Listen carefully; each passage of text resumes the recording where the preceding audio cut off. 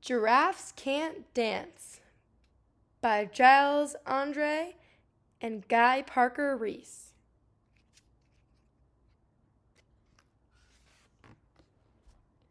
Gerald was a tall giraffe whose neck was long and slim, but his knees were awfully crooked and his legs were rather thin. On this page, there's a huge landscape of the desert where Gerald the giraffe lives. And we see a tall tree with some birds in it and some rocks and yellow grass all over the page, some animals sticking out of the grass, a turtle standing right next to Gerald the giraffe, who is towering above the entire landscape and eating a leaf from a nearby tree. And a sunset is seen in the distance.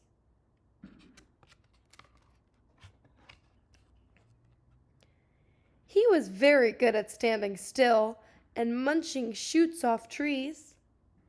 And we just see Gerald's face, and he's looking up at a leaf and a branch, munching on those shoots, and he sees a yellow and orange butterfly on one of the leaves.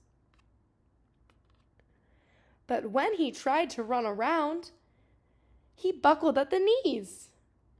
First, we see Gerald trying to run in the grass, and he stumbles a little bit, and finally, on the bottom of the page, Gerald falls right on his face.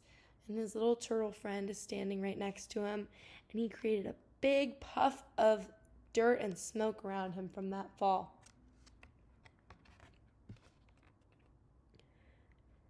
Now, every year in Africa, they hold the jungle dance, where every single animal turns up to skip and prance. And this year, when the day arrived, poor Gerald felt so sad because when it came to dancing, he was really very bad. This is a very busy page with lots of animals, all from Africa. At the jungle dance, there's some hippos with some flower lace on, and a big gray elephant, some brown monkeys, yellow leopards, some brown hyenas, some zebras, alligators next to the water, a lion, some fruit, lizards, meerkats, every animal from the desert. The warthogs started waltzing, and the rhinos rock and rolled, and the lions danced a tango that was elegant and bold. So first we see the warthogs, and they're all dancing together and doing a waltz dance, a slow dance, and the rhinos on the bottom, and they're doing a fun, fast dance and doing some dips and tricks. And the lions are dancing the tango with a rose in their mouth and doing lots of dips and fancy moves. The chimps all did a cha-cha with a very Latin feel, and 8 baboons then teamed up for a splendid Scottish reel.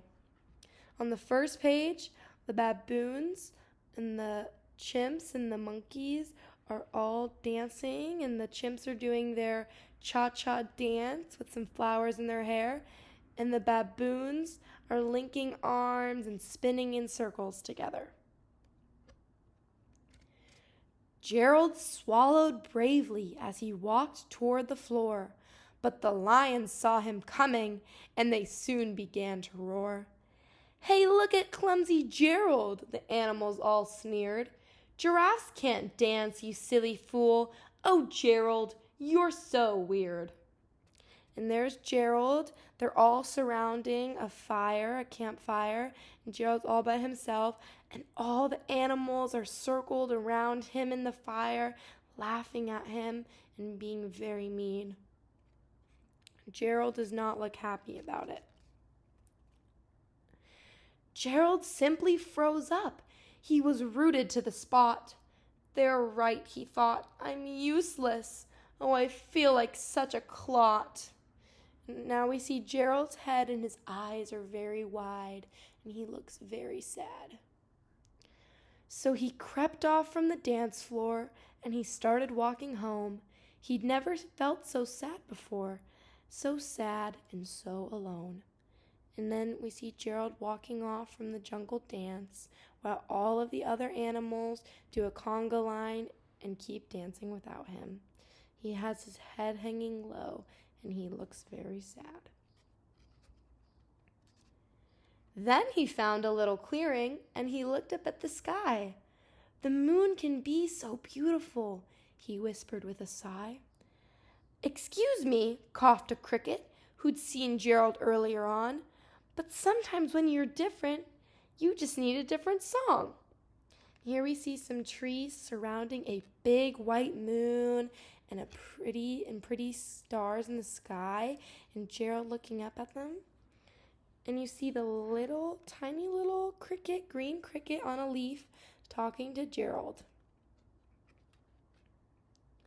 Listen to the swaying grass and listen to the trees.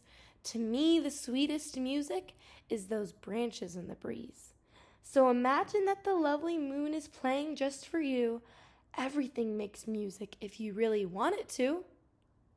And Gerald is closing his eyes, listening to the leaves around him and the sounds of the forest and of Africa.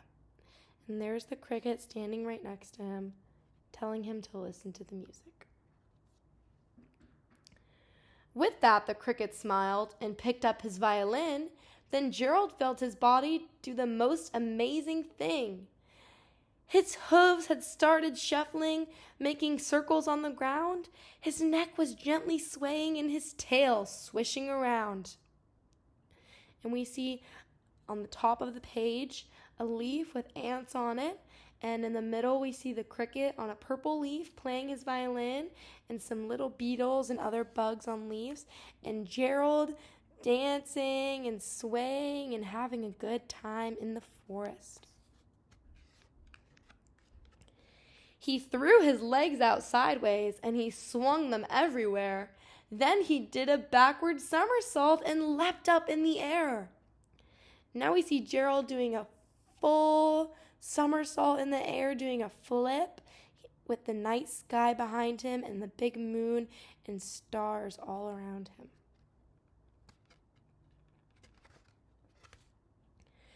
Gerald felt so wonderful. His mouth was open wide. I am dancing. Yes, I'm dancing. I am dancing, Gerald cried. And there's Gerald with a big smile on his face.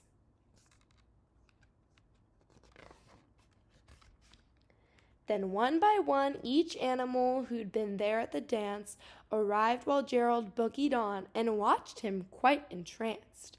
They shouted, "It's a miracle! We must be in a dream! Gerald's the best dancer that we've ever seen!" And on this page, Gerald is dancing all by himself, and all the animals are coming to watch him with his fun moves and poses.